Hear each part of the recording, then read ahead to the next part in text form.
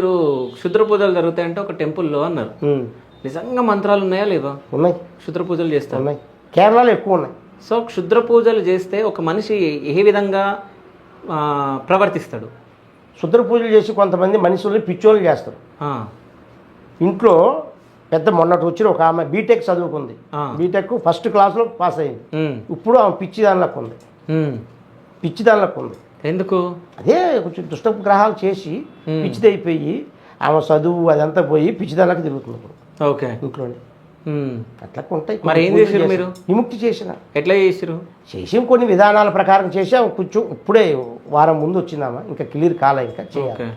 ఎప్పుడైనా ఎవరికైనా దయ్యం పట్టిన వాళ్ళకు మీరు దయ్యాన్ని తీసి సీసాలు బంధిస్తారు కదా, అట్లా బంధించారు?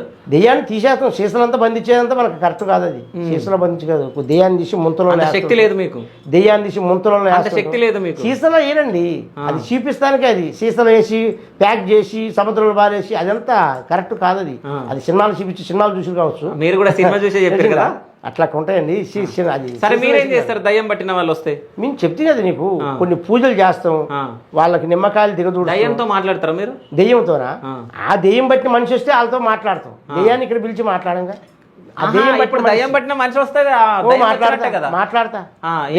మా దగ్గర. సరే, ఎప్పుడన్నా మాట్లాడారా? మాట్లాడి ఏమని మాట్లాడుతుంది? ఎట్లా మాట్లాడుతుంది?